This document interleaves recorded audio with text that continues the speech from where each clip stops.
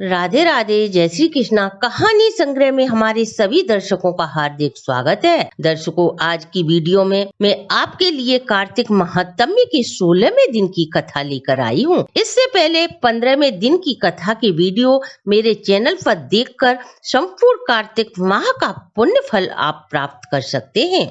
इससे पहले 15वें अध्याय की कथा में आप सभी ने देखा भगवान शिव और जलंधर के बीच घोर संग्राम होता है।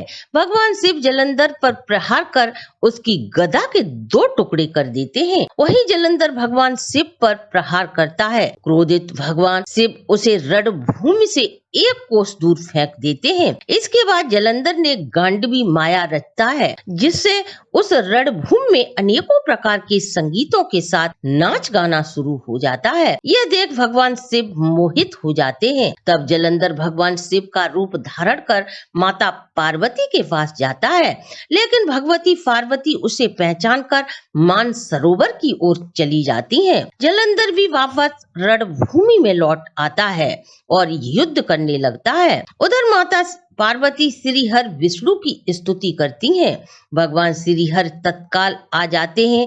माता पार्वती उन्हें समस्त वृतांत सुनाती हैं। तब श्री हरि बोले, हम भी इसी प्रकार उस दैत्य से बदला लेंगे। जब तक उसकी पत्नी का पतिव्रत धर्म नष्ट नहीं होता, उसे मारना असंभव है। आगे की कथा में श्री नारद जी राजा पृथु को वृतांत सुनाते हुए कहते हैं, श्री हर विष्णु जलंधर के नगर में जाकर उसकी पत्नी का व्रत भंग करने का विचार करते हैं। इधर वृंदा को स्वप्न होता है कि उसके स्वामी जलंधर भैंसे पर आरूढ़ होकर बदन पर तेल लगाए, नंगे शरीर काले पुष्पों के आभूषण पहने हुए राक्षसों के साथ सिर को मुड़ाए अंधकार के बीच दक्षिण दिशा की ओर जा रहे हैं और संपूर्ण नगर सागर के समान देख वृंदा की नींद उचट जाती है।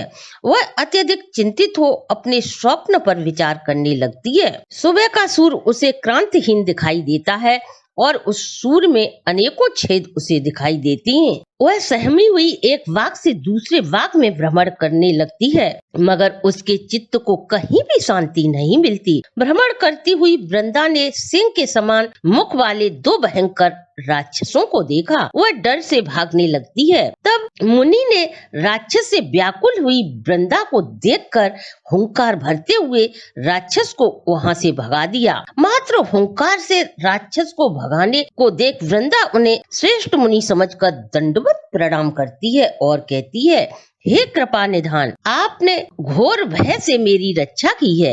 मैं आपसे कुछ प्रार्थना करती हूँ। मेरे स्वामी जलंधर रुद्र के साथ युद्ध करने गए हैं। वे युद्ध भूमि में कुशल मंगल तो हैं। मुनि वृंदा के कथन को सुनकर आकाश की ओर देखने लगते हैं। इतने में 2 बंदर आते हैं और मुनि को प्रणाम कर आगे खड़े हो जाते हैं। मुनि की भक्ति का इशारा पाते ही वे आकाश की ओर चले जाते हैं और थोड़ी ही देर में वे पुनः आकर खड़े हो जाते हैं। उनके हाथ में किसी के हाथ और सिर थे। वृंदा ने गौर से देखा तो वह चौंक कर दुख के सागर में डूब जाती है। अपने स्वामी जलंधर का सिर और धर बंदरों के हाथों में देखकर पति विनाश के दुख से दुखी होकर मूर्छित हो जाती है। तब विष्णु रूपधारी मुनि ने अपने कमंडल से जल छिड़ककर उसकी मूर्छा को दूर किया। फिर अपना सिर वह पति के मस्तक पर रखकर रोने लगती है, हे प्रियतम, आप सदा मुझे सुखी और आनंदित करने वाले थे। आज मुझ निरपराधिनी से क्यों बात नहीं करते? तुमने विष्णु सहित 3 लोकों पर विजय प्राप्त कर उनको जीत लिया है। आज आप एक तपस्वी शिव के हाथों कैसे मृत्यु को प्राप्त हो गए? श्री नारद जी कहते हैं, हे राजन, वृंदा रोती बिलखती मुनि से बोली, हे कृपा निधि, आप मेरे पति को पुनः जीवित कर दो। आप सामर्थ्यवान हैं। वृंदा की बात को सुनकर हंसते हुए विष्णु रूपी मुनि ने कहा, जिसको शिव ने मारा है उसे जीवित कोई नहीं कर सकता। फिर भी मैं तुझ पर कृपा करके उसे जीवित करने की कोशिश करता हूँ।